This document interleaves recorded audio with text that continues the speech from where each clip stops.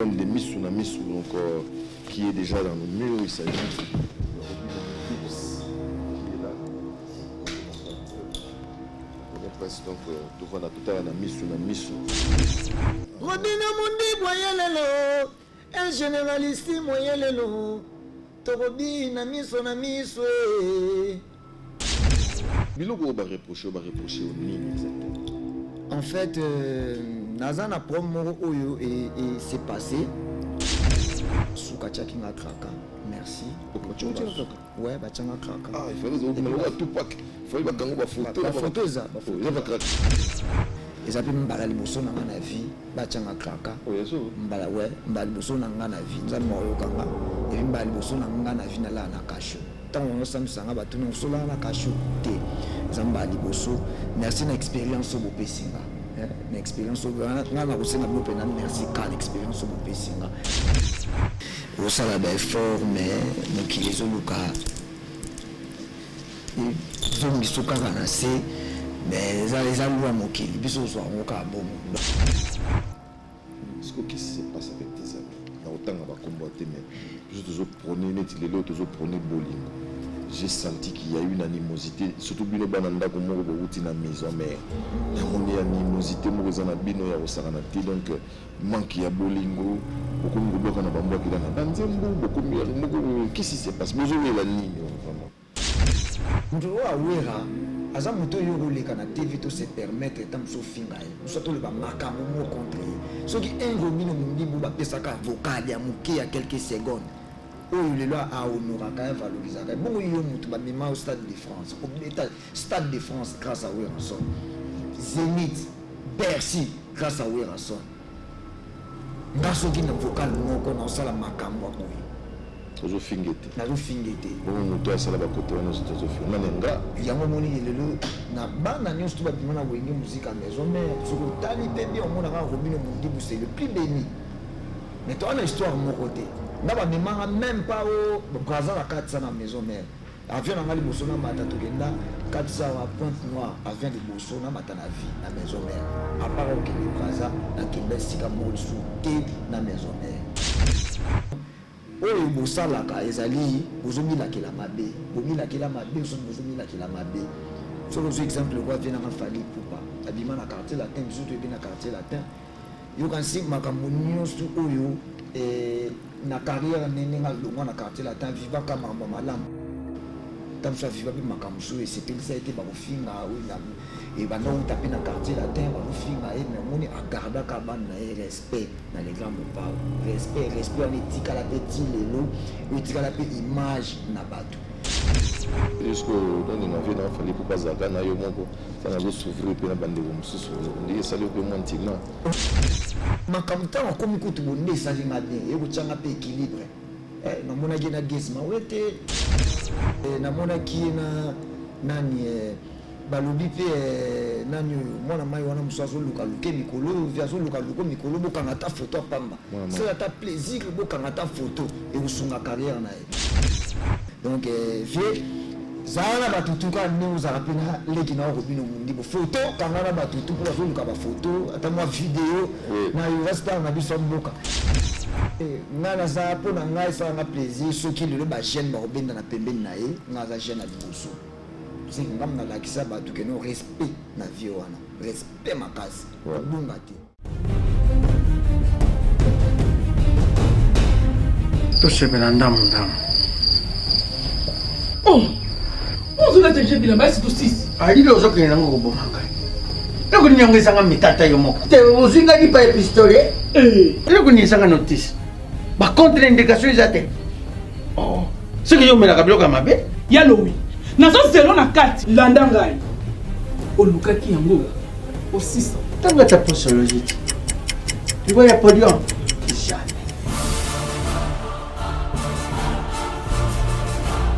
alekisi non bakanga makataka ina sokola kabilamba ya kanga makaka ayo moko vraiment solution de Jésus Amat solution yango Maxi Bio Café ndeni ni lisusu Maxi Bio Café ezosala makambo ebele na nzoto ya moto fungola nga mémoire J'ai autre traité, faiblesse sexuelle, hémorroïde. Ok. Solution la soir.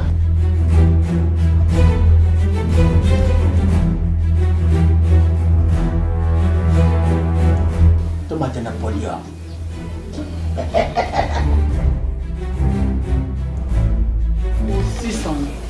bongo koka te tono talo kutu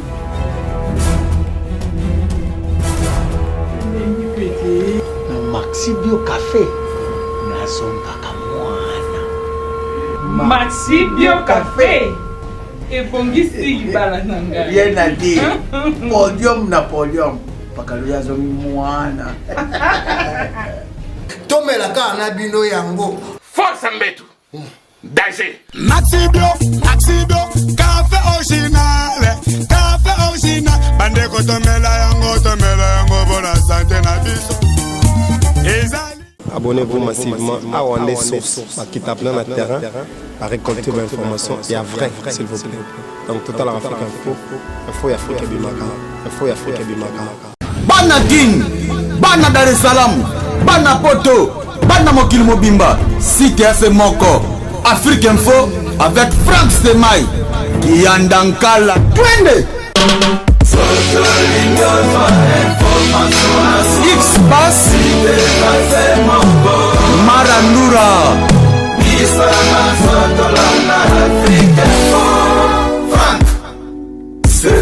Bonjour amis téléspectateurs, vous allez nous excuser pour le retard avec lequel nous commençons cette émission. La commerciale oblige, on devait bien sûr faire plaisir à nos amis des néo-apostoliques. Et puis voilà, donc vous êtes rendu compte, nous sommes obligés de commencer avec ces légers grands retards pour vous ingurgiter bien sûr de l'actualité musicale.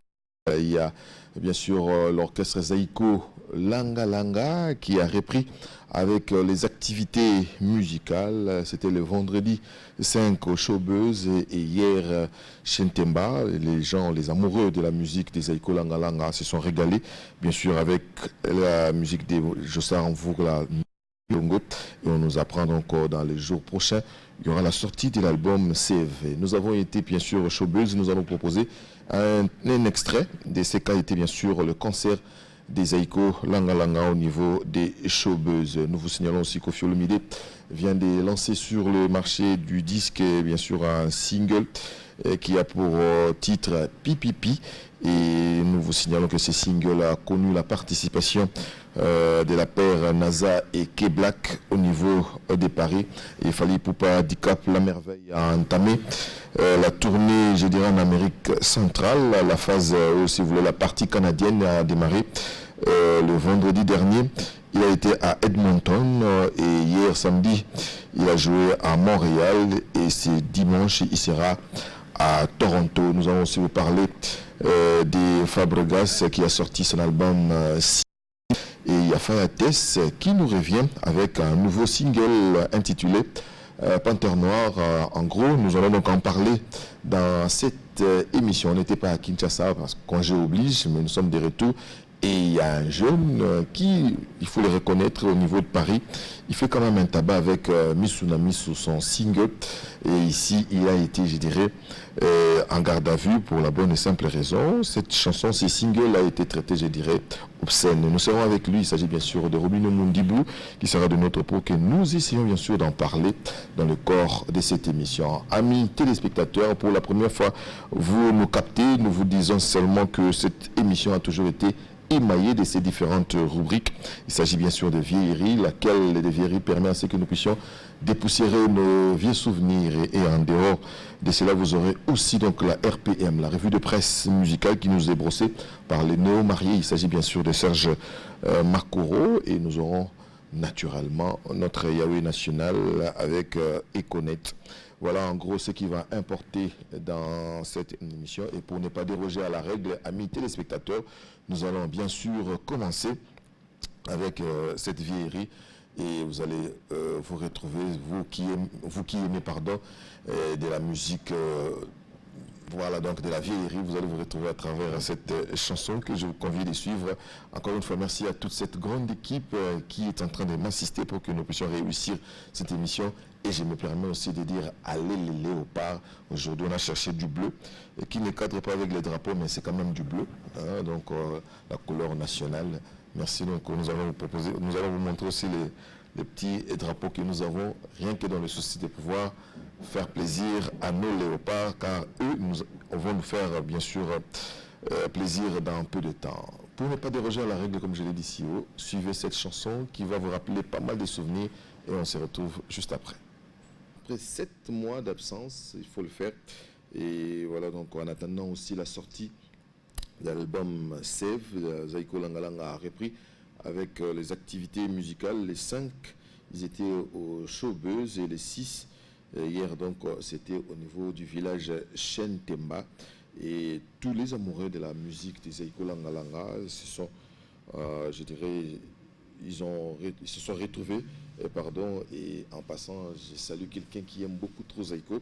Il s'agit bien sûr de Yachérif Kimbondo, à qui j'ai dit bon dimanche. Je crois qu'il s'était retrouvé. Mais le vendredi, on était là.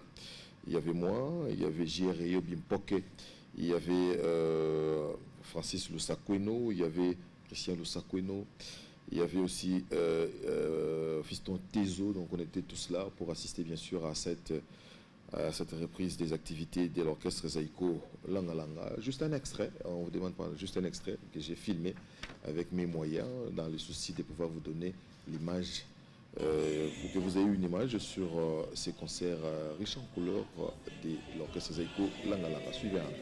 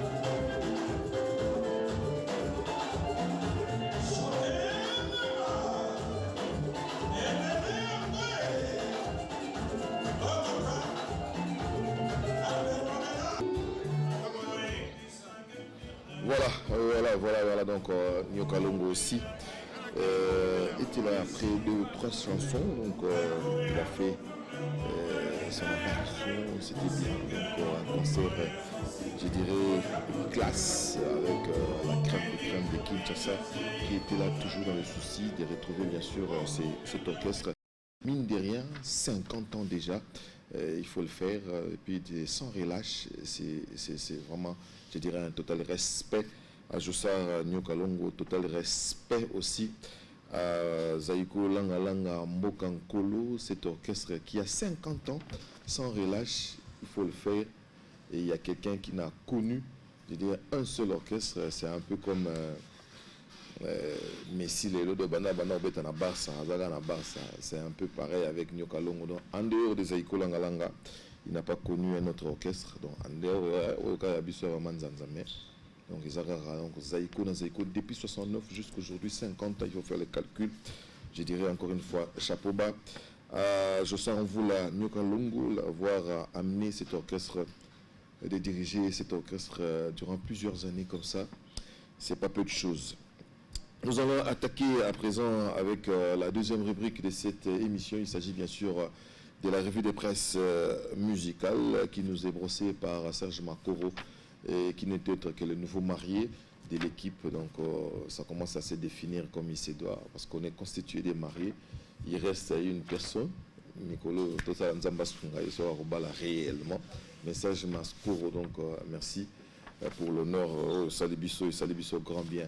Suivez cette revue de presse musicale et on se retrouve juste. Voilà. Merci beaucoup Serge Makoro pour cette belle revue de presse musicale. Nous allons continuer. Pour vous, Robinho Mundibou, je me permets encore une fois d'encourager nos Léo. On part aujourd'hui. Les fauves vont dévorer bien sûr les 11 malgaches et le classement vient de tomber. Nous souhaitons toutes les bonnes chances du monde à nos vaillants léopards. Ngana loti 2-1. Donc pour la première fois dans l'OTA et qui n'est pas d'état, na loti 2-1. Na kati pongi na la muki susu et commis 3-1. Mais bimisi bitumba troisième bien. Na ebite so za solo Monica na Égypte na so bimisi bitumba. Bo bato malgache va contester le Congo. Donc suki loka ba 3-1. Inch'Allah, donc nous avons bien et ça la biso plus grand bien. Avant de recevoir Robinho Mundibou, on va terminer avec la dernière rubrique de cette émission. Il s'agit bien sûr de la RPM, qu'est-ce que j'ai dit, des Econet. Merci pour ces médaillons. Donc Econet sous la présentation de notre Yahweh national. Et suivez. Bonjour et bienvenue dans Econet, cible désormais disponible depuis ce 2 juillet. Sur toutes les plateformes de téléchargement. Pour ceux qui s'inquiétaient pour Koffi Olomide, l'artiste va bien. Ça va beaucoup mieux. Merci à vous tous qui vous êtes préoccupés de moi. Ça m'est allé droit au cœur. Merci partout où vous êtes. Je remercie Dieu. Je remercie Dieu parce que c'était pas évident. Et laissez-moi remercier les médecins qui ont réussi cette opération. Il n'y a pas d'opération bénigne. Didi Stone, voilà papa, ça va. Je suis obligé de rester ici pendant 3-4 jours pour les besoins de la cause. Mais en tout cas, soyez tous rassurés, tout va bien. Fally Ipupa, qui entamait sa tournée américaine, a commencé par le Canada. Voici des extraits du tout premier concert livré au Canada par Fally Ipupa et ses artistes.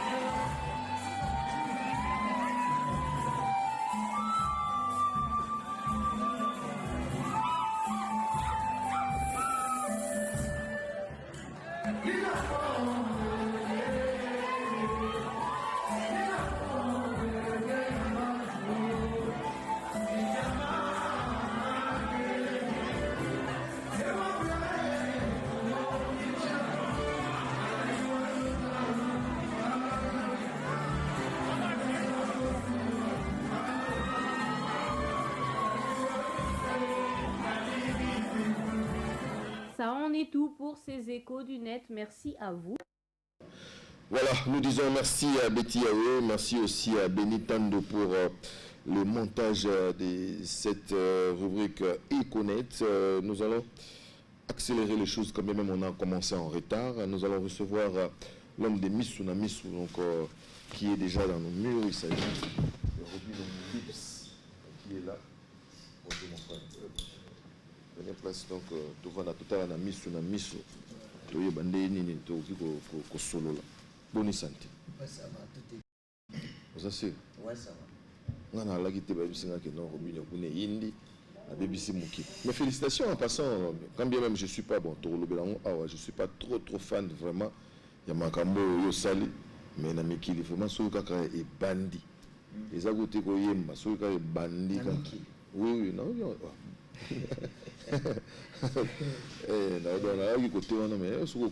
quelque part, merci beaucoup.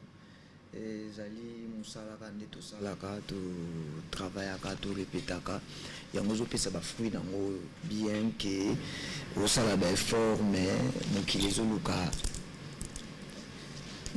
zongiso kaka na se mais eza lwa mokili biso ozwa yango kaka bongo. Donc voilà, la vie nous enseigne, tout ce qui nous entoure nous enseigne. Donc nous tokomelanga na vie ezalaka baenseignement. Donc eloko moko ya mabe na mokili onga nazwaka ezate nous sommes un enseignement quoi. Voilà, aux autres positiver toujours c'est vraiment une bonne chose. Mais qu'est-ce que tout ça il n'y a pas longtemps à côté de métal tous allons côté côté à Cédric qu'on a Delphi. Oh non, noir et blanc bah non ça rend kaka et puis maraté au moins surtout ici biso single. Surtout ici au single, qu'est-ce qui s'est passé? Non, banzembo za kokoka, makamyo za ko makamyo tout déjà kokoka te mais banzembo za non déjà kokoka. Parce que moi j'ai bien za vision munene. Eza penza ndenge na kombo na noir et blanc dans le bango c'est un album de tous, de tout et de partout. Moni ba ibelanga na identité à Robino Mundibu Seben à Debria Rumba. Mais Seben nan. Oh, le gamin so na ogité na okeli bosote et tout le monde tout sali effort ya ko sala ba benga et cette technique na tisuna benga obongo to bité tout le solo betate qu'est-ce que live betate guitare basse betate ba programmer synthé na synthé to meki misu na misu to monike misu na misu na makamoto sala ka yo moko lobi ko uti na poto. Donc rien à dire, ba vidéo nga na zo ta partout dans le monde entier ba mindele to santé non na ba to ba clavieriste na nga bazali tel que Oasis mais ba ngote mutu donc ils appellent hors orchestre. Donc voilà. Et ils appellent hors orchestre et on a le cas qui bat sous tout. Mais maintenant on a eu un papa sud-africain pour la qui sont mon et puis les internet ils ont se fait ça va tomber moi au cause c'est ça mais yo ka au petit na beti yo ka pe au sud-africain la monde c'est qui pareil même. Mais plaisir pour na pour bazo comparer bongo ba ça la bongo ça fait plaisir so qui ba te belé na monde ba ça rappeler ba biloko azupe loko mutabeti n'était surtout bien on koyiba to kozwa hein. Et bato bele basala yango moni bato balobela yango te mais oyo yana tina ko nzembo bimi kaka lelo lobi ba comparaison bandi ayibi ayete asali boy. Donc na comprendre que na nzela mulai na okende pi na bato balinganga et bato balinganga mais bato msunde balingelanga pe na ndenga mabe mais nyos tout tozongo kaka bolingo. Donc nzembo zai programmer na ba programmateur mo ebele za banzembo ni to beta ba guitare solo te na ba caisse claire te opesi bato osali maloba pesi bato ba programmer basali ba programmer on a félicite ba programmer on a king ba programmer on na bato mo ebele ba système biso poza yi na se lancer na style osika. Donc failli penana na se préparer na belo ni il faut na yibelo ba bato te en fait.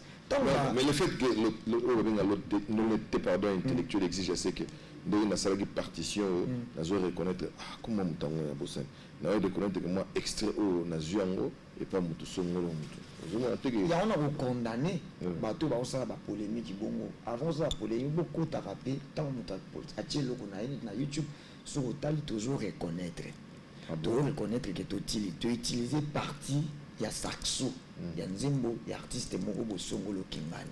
Toujours reconnaître que tu utilises yango. Sur tali au monde qui to na YouTube to comment et puis to futa ka ba droit d'auteur. Oui, c'est naturel. Donc voilà. Et ça makambo ça les marques. Ceux de ce Congo ça c'est tu qui tire besoin honnête et puis voilà. Ba américain ba sala yango ba to belé ba sala yango. Maintenant quand on écoute américain te kaka biso awa mama le belé ba kofi ba yemba za ba do elenga za ba nani. On fait beaucoup nous n'en parlons pas ba yemba ba bloka ba kale Jeff. C'est normal. Le fait qu'il faut reconnaître. On toujours reconnaître sur YouTube, on a vu moins que tu utilises des parties saxo et artistes beaux. Donc voilà.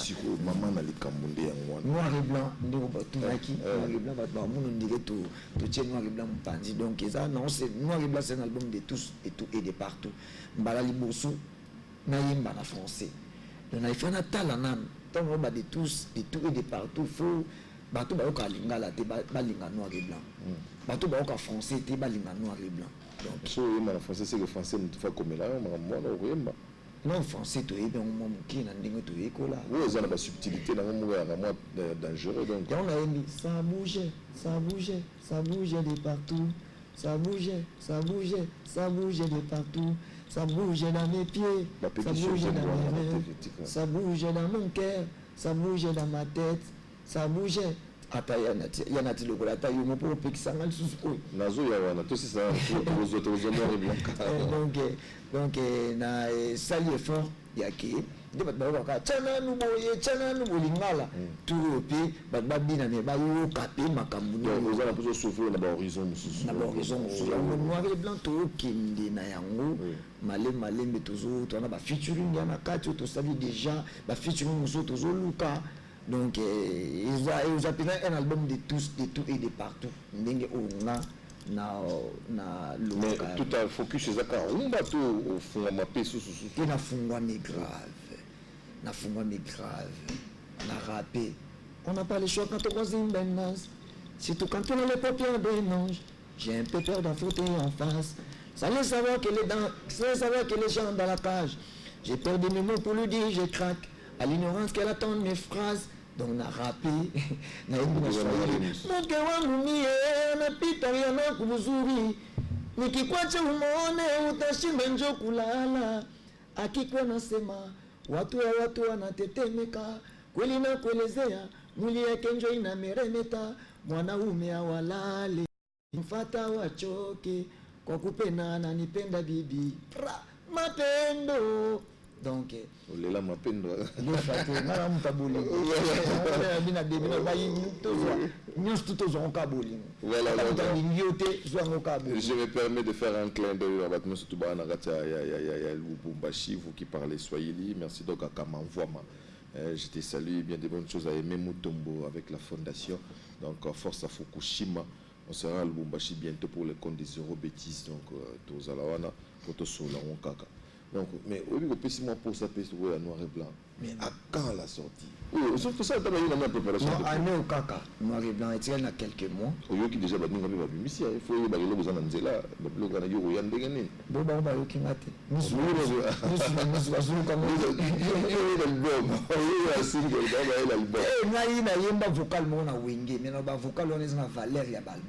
c'est un album sur la Congo, mais ça pas album, ça pas 15 chansons. Oui, mais tu me dis na maison mais. Bolimono il y a 2 temps, Bolimono il y a 3 temps, Bolimono il y a 4 temps, tout ce qui est rumba na 1 temps, Zobo de temps na 2 temps, Obina kana 3 temps, au monité que comme contre-temps, papa vraiment ça la choix na yo. On a Robino Mundibu. Donc vocal au kana lobaga, ça va vocal kan nzembuté. Ka vocal. Nzembo ya yote. Nzembo ya ngati. Ngana na intervenant na partie oyo. Donc histoire o ngana koma na wengi ka partie ta vocal. Donc na lobango ça na valeur à album. Parce que nous sommes pas album mais yo kana même pas na valeur. Surtout bani pena o décortiquer vocal o ka monki o mona ke lobby mingi. Bolingo eza poison mortel. Kosala ka blague te na bolingo ekoki ko bumayo.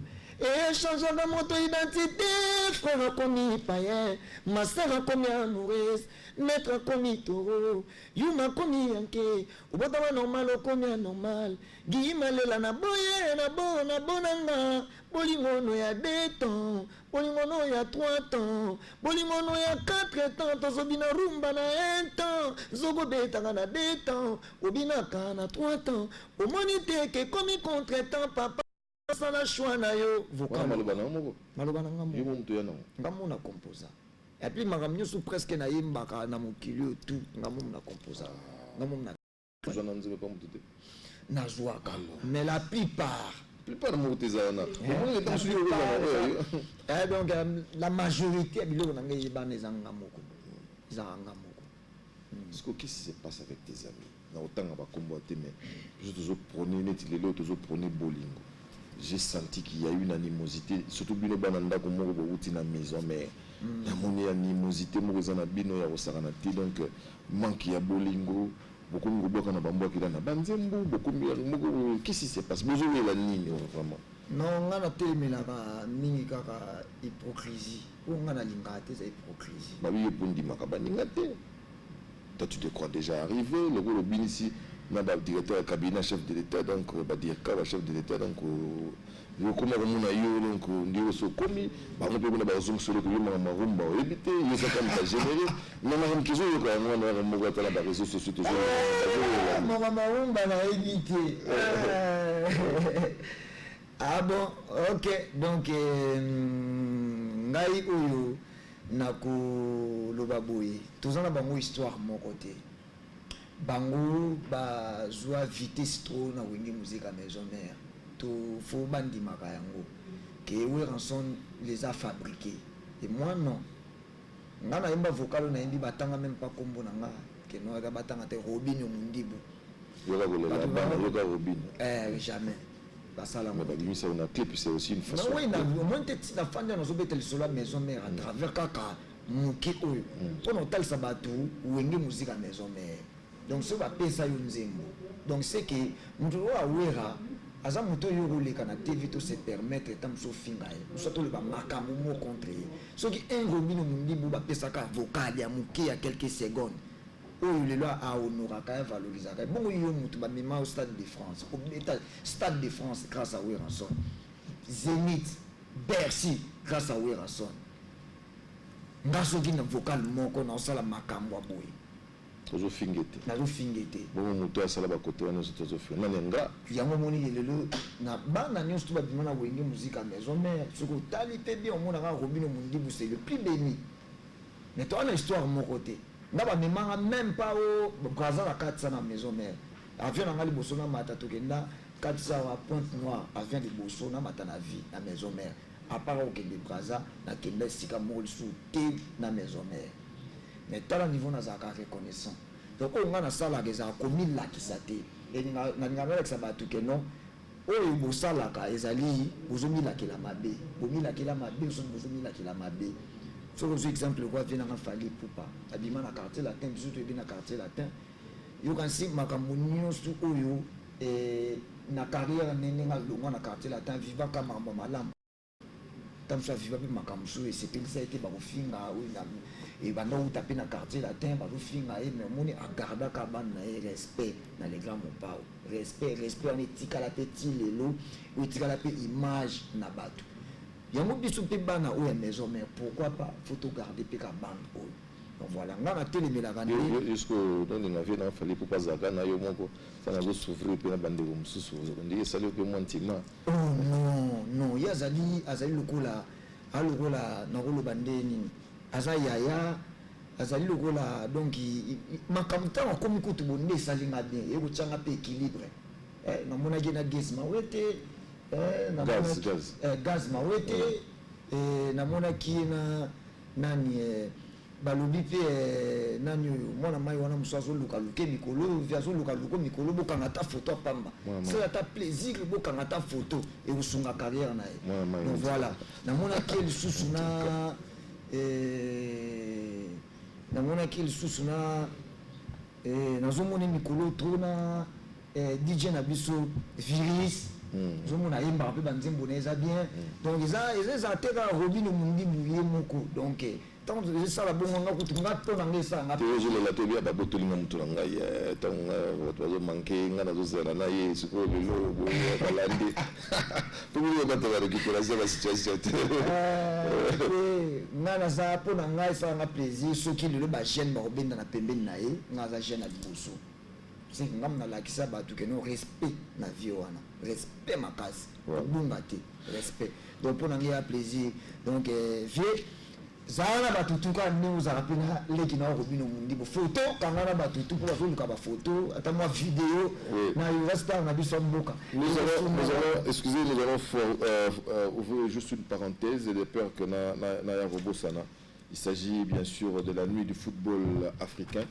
Ce serait le 27 juillet à Lomé au Togo, sous le haut patronage du président togolais Faure Gnassingue. Il y a des matchs, c'est pas moi. Si Béni peut nous permettre à ce que tous affichent, il y a Tatiana Cruz.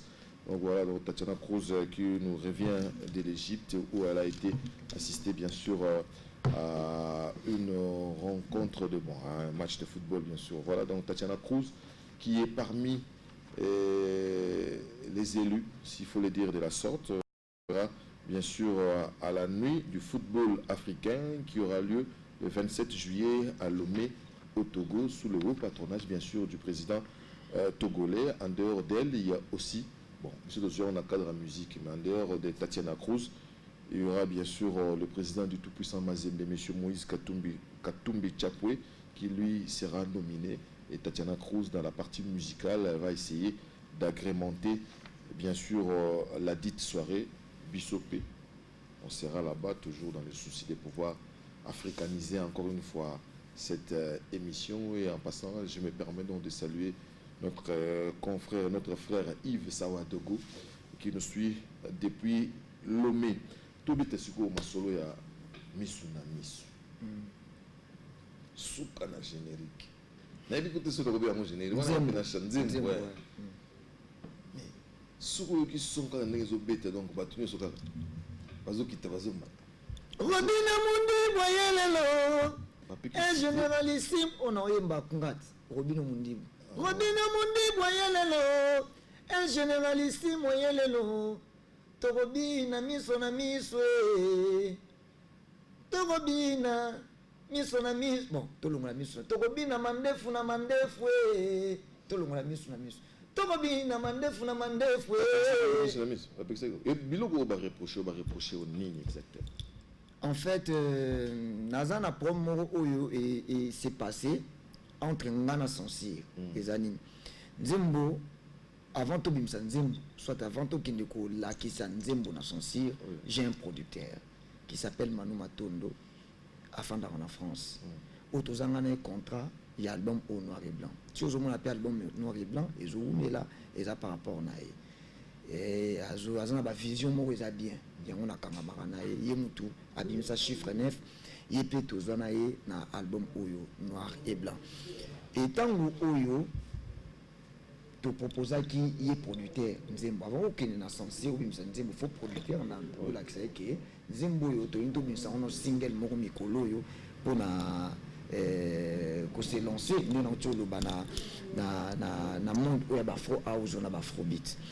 Tu proposes producteur c'est qui a sipeli na Nzembo to bandi misala ya Nzembo comme il se doit pendant qu'on a Abidjan même pas na Congo to bandi osala on a Abidjan to bandi on kuna concept bandi kuna ezui ko to bandi programme ngwa to zaki na ye titos na ezungia to bandi programmation na ye kuna ayebi déjà Nzembo ndenge nezali taya yo ka lingala ayebi lingala ebi dia structure Nzembo ndenge za.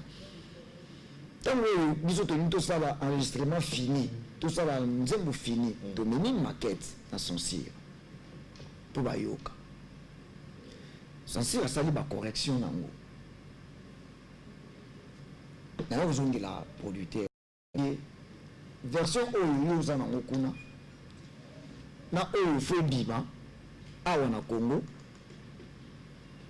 Sansir a télémeli maloba boye, a télémeli loko boye, a télémeli image boye. Hein?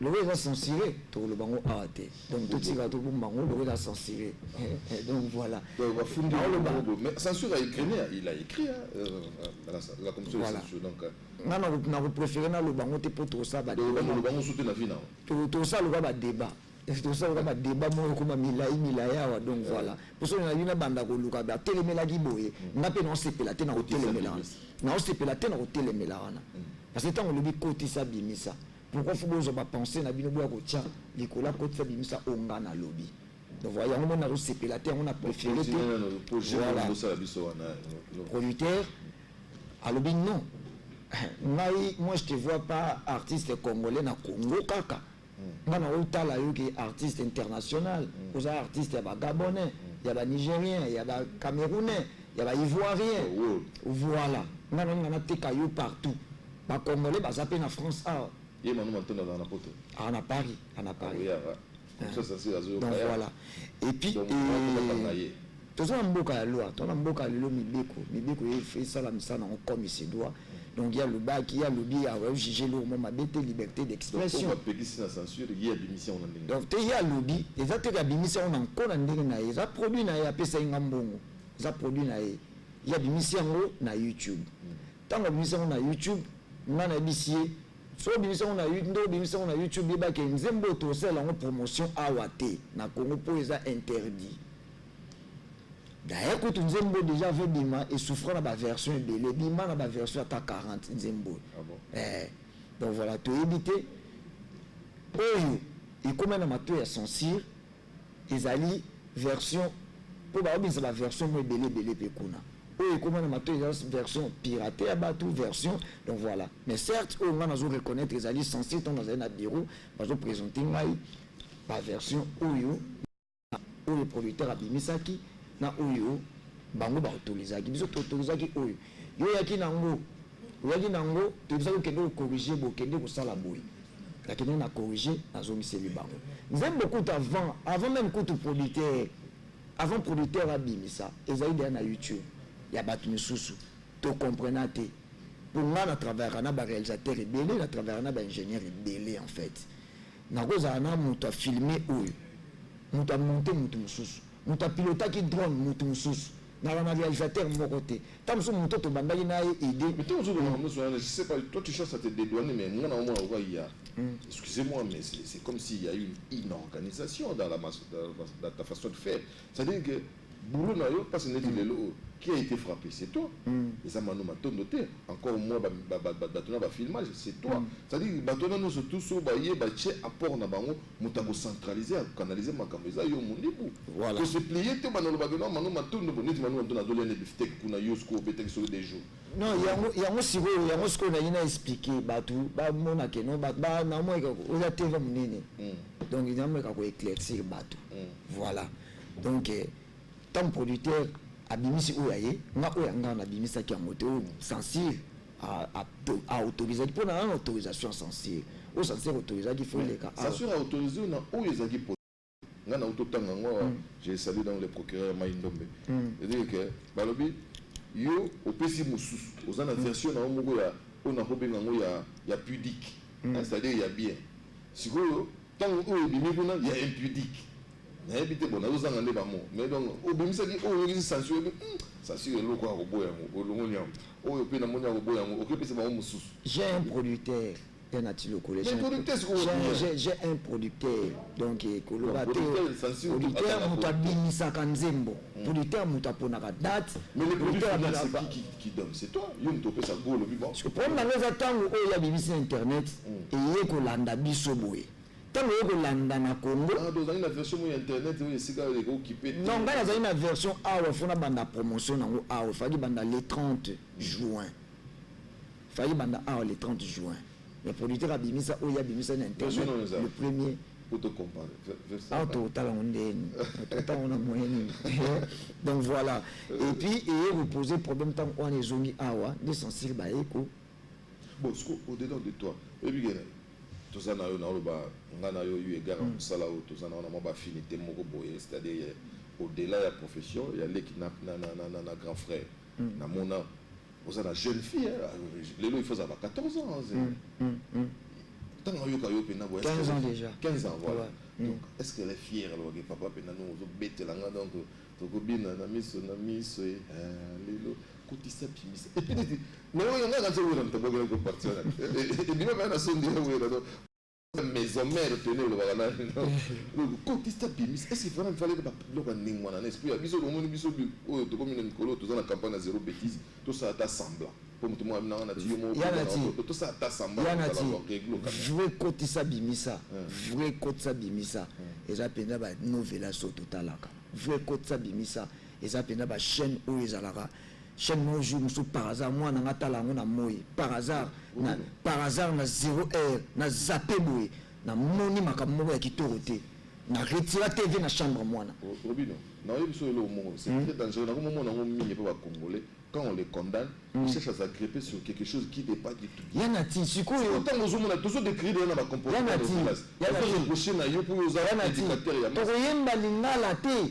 Biso photo yemba so lingala te pour la concert ba to. Ça moi les récidivistes. Yo za ka biloko moko boye donc on sukola mata quoi. Biso ke na ba consonance moko boye moko boye o mususu to bina. Chana no boye cha. Yo ngaka ba biloko ba ne. Olingi ko keto trop.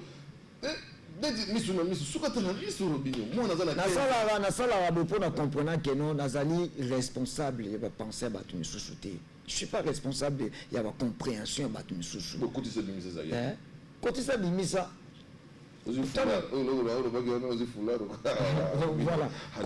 Côté ça bimisa, biso toi artiste. Na ko le balikamo beaucoup battu bakanisa pe bazo pe temps pour réfléchir à lobby beaucoup ani.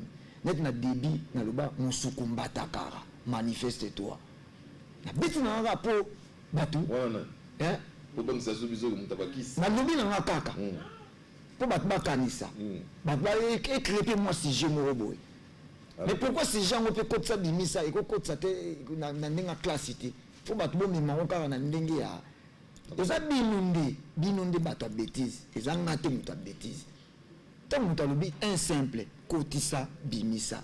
Pourquoi parti mo suzana okomatanga lelo okomatanga lelo okomatanga eza jeto sakana bo mwana eza ba jepenza ya bo mwana ngana mwana kambumba na ba era elanga boye ba jepenza ya bo mwana na ba ninga bo matana na mukongo ba jet dans ba jepenza donc bena abo ti batu ba yoka ki ango ba masana nga kambumba tokola na bona ba para kan de ba bizu kambumba a regretter nango mabe OK wena mona soda c'est l'honneur na ba soda quand même so otuni mwana mwana ngai lodi aza fanatique nzembo oyo na ninga mukete ayoka ango afandi azoyoka ango ba pisi mwana nanga za bien mwana mwana ngaza bien éduqué mwana nga so telemisia wa akobando te azo corriger eza nzembo ya bana eza nzembo ya batutu utakoloba awa uti oloba awa olobi ke nomonaki dilcap ya mboka na biso papa na biso Vital Kamerhe na mama Mida Chatier bazobina tshana no boy po ba comprendre ke baza libre ya kokanisa oyo makanisa bato etufe bango te bango bazoyoka tshana no bondeke ezake no moto akoloba tshana bona leka na couloir tshana no bona tala nanu kuna tshana bazobina librement ozo comprendre donc voilà toza na bon yo mo za responsable mangam na donc voilà donc ngai na je vais juste vous responsabiliser pardon davantage ça dit boye bakeno neti yobo mwana za azo kola na bana parce que oza so papa pour la deuxième fois ça dit que bozo kola na bana a un environnement oyo toke na onka te esprit novelas tant au ça la musique to bana na ko sala auto censure biso mo bonano vous comprendre so bato ermo to yebi que parti mo bo et ko friser moi bato mo bo parce que il y a la latitude on a moyen ya ko tchaba biloko belé ko leka ba kotisa bimisa yo artistes bimisa aux artistes musiciens o yebi ndenge ezali au lieu de kotisa bimisa bi o ko luka ba problème na tchana ngelo mususu na mo ya ndo na biso je les salue d'ailleurs félicitations à auteur betana mikili wana Moïse Mbiye abi j'ai fait un effort ya ça la clip o na limite na tcha moi image mo bo ba ba ko ba lisusu o Illuminati ou bien nini donc na sali effort ya ko longa biloko bato balinga ba comme ça ba sujet donc à débat et ça peut être yo ba lo bana ya tchana no bo o monika bazulu kilanga ba intention et là on ni be phrase ni ngana ko tcha pour pas que l'on intention de toi-même peu comme ça bon parce que tu commences à t'identifier par rapport à ça si on a la remose la robine la remose la ou que la absolu mo moi genre et puis ndenge na yo na éviter ça bazo yebisa yo comme ndenge na yo non eko ndenge na ngate komi pe ndenge na ngate oza pe ndenge na ngate sauf que robino mundibu yanati on fait la musique par rapport à l'inspiration en fait. L'inspiration nous engage à 5 kilos. Non, ngana zaka na 5 kilos tité na uto yimba buka lipeka. Eza inspiration na ngana ota yimba année passée na lopeki so tika ko et tika na ota yimba jouer les ballons. Jouer les ballons eza souper bêtise na ba mambo belo na yemba pona nini tato yo yebi minga yeba kanyonso mapeke polette.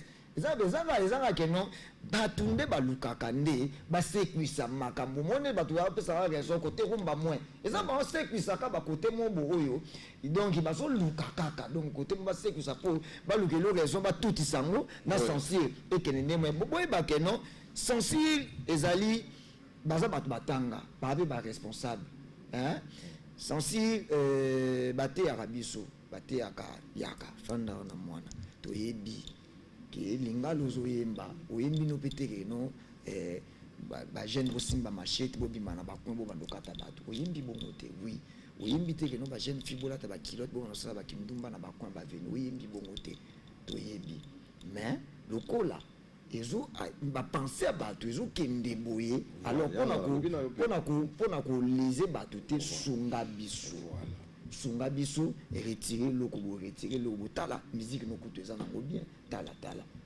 et sauf que to vivre c'est l'inspiration so ekolaka na mélodie na danse na nyonso donc soko longo di kaka longo lokola elengi mo esili donc voilà et yango moni censure atelemelaki oyo wana ebimaki mais oyo bango baautorisaki toza na kati ya demande ya keba autoriser ba réautoriser yango ezongela nango bandimi koleka mais toza na mboka ya loi tant bino bo autoriser ki eloko bo autoriser eloko tant mutu ekokotisa demande ya oyo bino bo autoriser ki et puis na sambi ke non ngate mutu na bimisaki sikoyo bo sala ka ke non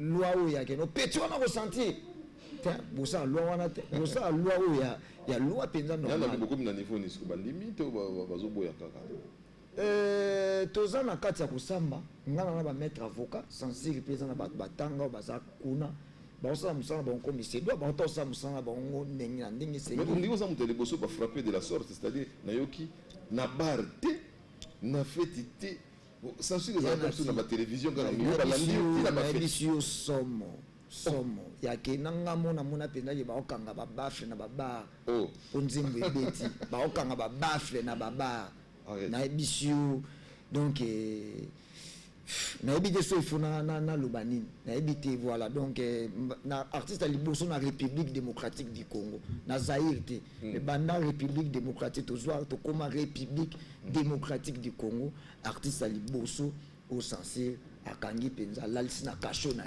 ya censure quoi no robino mundibo alandi bato tina babaf alandi bato tina babaf ezaka na ba TV comme na orgueil non pona ngai na autant le banga début que non la vie nous enseigne tout ce qui nous entoure nous enseigne ça veut dire que non robino mundibo regarde qui tu es hein donc so ko mizwara muke montala oyoza ba polémique ebimi ba débat bimi belé mambo tsalemi pende belé eza lokola n'habité nde nalekaka na TVA eloni ya mabonga na sina sala mutu na TVA kofinga mutu so problème mona mutu donc na comprendre te en fait ndenge likambo salema mais sauf que yana ti yo vivant na biso na oyebi niveau musique Congo zo souffrir oui oyebi niveau ni tozo souffrir tozalaka non bato matolo tant musique Congo pezaka non musique tozalaka bato matolo siko lelo musique Congo eza non pe so musique Congo atolo pe kufa siko tokome bato banani semba donc voilà donc pour ngai nako senga kaka na un message à l'endroit le directeur Didi Kelekele non na banana na chef non le procureur Maindombe voilà Didi Kelekele tous les staff okoyebisa bango nini donc yo zapeka mwana ya Congo oliaka kaka na musique je sais pas moi et puis na autant mususu ba comprendre maloba na bien te okoyebisa bango exactement quoi nakosenga na bango nanu merci bango tout bato asensir merci na numéro 1 ti na moto asuka atiaki nga kraka merci ouais batianga kraka il fallait tout pack il fallait bakango bafoto bafoto eza kraka batina internet ça va bien donc voilà merci retiendra ouais merci na bango et baosaka mosala na bango comme il se doit bayaki un lundi na ndako na mandat d'amener bayi na faire ya nayebi te so nakotanga bayaki mo ebele bayokanganga lokola motu moko un malfrat comme on voilà réglé nanga ka mwa ndambo yango wana mais mpona nasengi na bango merci eza ke na condamné bango te. La vie nous enseigne, tout ce qui nous entoure nous enseigne quoi. Donc voilà. Et ça peut m'bala liboso na na vie, bachanga kraka. M'bala ouais, m'bala liboso na na vie, nzamba oyokanga et puis m'bala liboso na na vie na la na kasho. Tant on sanga batu na sola na kasho te. Zamba liboso, merci na expérience au Bopesinga. Na expérience na kosenga bino pena merci ka na expérience au Bopesinga. Et puis yami balo na osenga na bino bozala kaka équitable. Sensible aux équitable. Équitable, ça veut dire que vous tirez taka, vous tout, ndenge moko. Na lobi te que vous tirez taka, vous sous bien, vous sous la mabe. Na soki vous tirez taka, vous êtes équitable, na bakisi le sous, yake, vous allez kaka équitable. Voilà, voilà, merci pour ces messages. Je crois que Koyi Namato, il y a des parents, parce qu'au-delà de tout, ce sont aussi des parents. Je me permets donc de faire un petit coucou à Jano Binano, à Sekouya, donc Tomati, moi, Nini Moussoussou, Division Moussoussou, Gauthier Mbemba, donc je te salue avec GB Mani, et du côté de London, je salue Vincent Bolengue, et sans oublier Mich Papangassou de Vincent Bolengue à Clo-Clo. Mais tout comme pour conclure, quels sont là un message à solidarité autour de la commission de censure, mais entre vous les artistes, quels sont les artistes au Babenga Kiyo, qu'est-ce qui se passe en solidarité? Il y avait des artistes couleur ya mboka biso ba joueur na ba artiste to représenter kapenza mboka oyo na ndenge penza mokete na uta uzo invitation via Wilo na Uganda bengisa ngana na Uganda na mona vina ngana ya congolais niveau bazo traiter na mboka wana Uganda donc aza aneta fandi bo meza lokola vilo mobimba ba encercler yango Nathalie ke aluba lingala c'est un congolais waouh mboka nanga donc to représenter kapena mboka oyo makasi toujours mériter ba respect na ba valeur moko boye toujours mériter yango voilà pour to ko mériter ba respect na ba valeur wana ce ka to za ini celui to a unité to za ka luka batu mo bone to ta ko loba awa tu vas y battre ma tolo l'homme il faut que vous viviez pardon de vos œuvres. Voilà. Voilà. Donc pour nous dit que nous avons moins passé le logo na osenga les a moins passé mais attends la génération il y a lobby pas ça l'effort biso pe to meka na on ça la eloko moko ba gezi ma wete ba betaki tout ba artiste mo belé ba yaki soki to za ini to za la fort yaki ba sala ki artiste moko boye tout à la mona voilà na kopesa ba merci na ba tuto ba sister ki ngai muto ali boso penza benga ngai na muto ezaki vena biso moko wa bongo Félix Wazeko ça c'est abenga kinga et puis na ba encouragement pe na joie qui dirait que pas venir na fali poupa donc petit oza mobali bunda na na eloko ngana sa elote na benga oswati mutu nini boye bunda oza mobali et oleka nango donc ezali pena momo ya encourager nga pena grave et puis na monaki visite ya vena biso vers Kiski ya Mwangana na mon visite na yaki pena na moi vers la tikutu la gomme et pena na moi donc na monaki pe chaque kongo beta bazalaki na maladi nyonaka ayaki na maladi nyonaka ayaki donc voilà oka na sengi vient en dessous de ta téléphone vento naza vie nanga azobunga te atemo bino bokomona bahypocrisie vie na yo ozoloba makambo na ya bien yo ozwi mpoko so attaque appel nge nazwaki biso moto tobengaki vie pour nous signaler peut-être azalaki informé te azalaki mpena mpe informé te azalaki informé te vie motu na ye moko biro moto abengaki vie nakuti mona na yo robino mondibu boye bon zela nano azalaki ondire na mo bokipaso ne mosusu epuis elekaki nango bayebike na mobali ayebike no bango baforma nga na wengeti ayebike no mwana mobali alelaka te di bino bokolelaka na place apeti wana te quoi donc botika yaka mobali akobunda na likambo ye moko quoi donc naa mpe na vrai mwana ya wenge quoi et puis voilà donc na kosenga bamerci na batutu oyo bayaki mpenza bazalaki na ngai lokola ravika basele atikaki biso te Tansia promo Joël Agogo Papa Godé Mutambai merci na yo na Mimi Mutambai le couple qui fait mal à l'aise na pesi bino merci Oscar Lebo Fantasme déjà Tansia Capitaine Papi Bakomela merci na yo et puis merci vraiment na ba fanatique na ba encouragement na ba réseaux sociaux et puis voilà. Merci beaucoup. Donc, je me permets encore une fois d'encourager un jeune, il s'appelle Jonathan Bilari, qui avait perdu sa maman. On était là à la foire internationale de Kinshasa pour l'assister. Courage encore une fois, jeune frère, sa maman. Donc, ce sont des choses qui arrivent. C'est Dieu qui donne, c'est lui aussi qui récupère quelques dépêches. Donc, il a fallu pour qui a entamé sa tournée en Amérique centrale, donc l'étape du Canada déjà. Le vendredi, il a été à Edmonton. Hier, samedi, il a été à Montréal. Le dimanche, aujourd'hui, il sera à Toronto.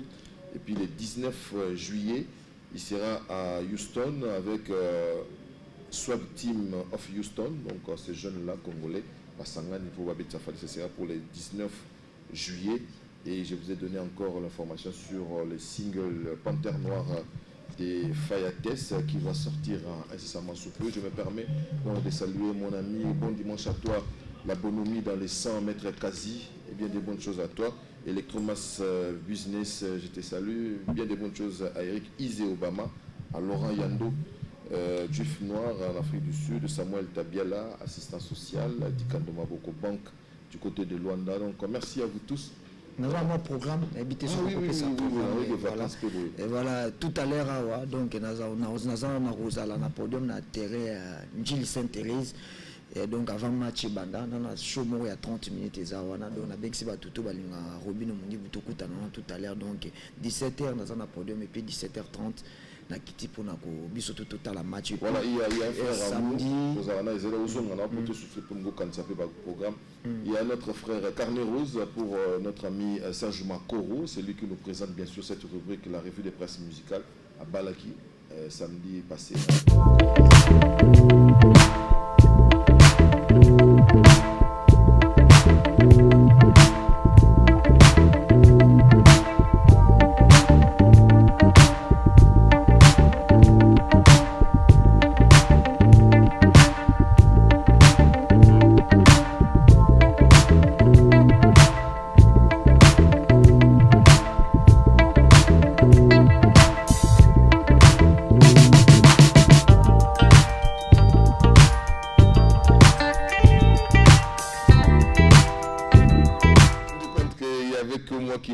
C'était la fiesta. Merci à Zaindan Tole pour cette prestation. Quelle danse, il faut chorégraphier digital et ça le fait bien.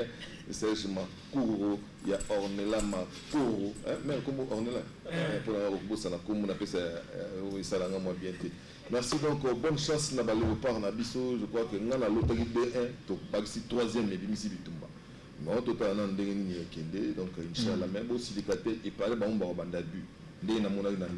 Merci Nayo. Ouais, le programme on a un programme donc voilà, Ndjili tout à l'heure Ndjili Sainte-Thérèse, on a show il y a 30 minutes voilà. Et puis le 13 samedi le 13 juillet toza bon na boma na kermesse unité provinciale donc production ciné Pichu Bilokos na PC Bambota zana. Et puis on peut ça bonne chance na Léopard na biso et puis na merci na madame Magali Bukungu asalinga ipenza cadeau ya Lio voilà na PC ba merci à trop donc voilà et sans oublier C17 na PC Bambote na ngai na papa André Yimbi et Caso de Toulouse Mère Makoulé, les autres quotas, ça veut dire que Bozo Landa. Voilà, merci beaucoup, merci Robinho, courage Kaka. Donc, dans la phase de Robinho, ça te fait. Mesure la saline. Phase de Robinho, ça la moins bien. Donc, maintenant, je joue là, on a vu donc. Ça d'enseignement. Voilà, donc. Merci, donc, nous mettons un point final à cette émission. Merci à un réalisateur, coordinateur très regardant, donc Didier Loukoukou, donc toi tu parles, lui aussi il parle, donc titre aussi cette émission enfin. Merci donc à Cédric, merci à Bédi, à Olivier, merci à Eric Faka, merci à Béni, merci à Pierre Mandaka. Donc on se retrouve le dimanche prochain, on est déjà à Kinshasa, donc soyez sans crainte, appelez-nous, on est là. Donc, on a l'émission toujours pour retomber la musique. Merci à Robin et puis à dimanche prochain.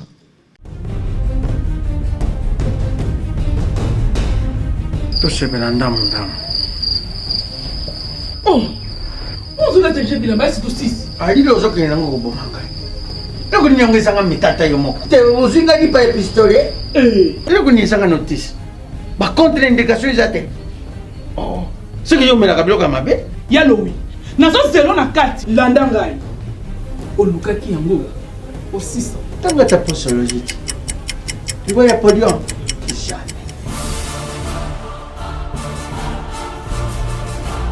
avec ici non pakanga makataka ina sokola kabilamba ya kanga makana ayo moko vraiment solution de Jésus Amat solution yango Maxibio Café ndeni ni lisusu Maxibio Café ezo sala makambo ebele na nzoto ya moto fungola nga mémoire notre traité faiblesse sexuelle hémorroïde OK raison baka solution la soir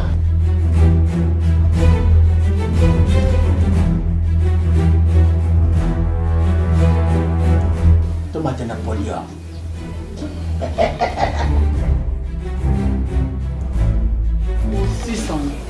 bongo kokate tono talo kutu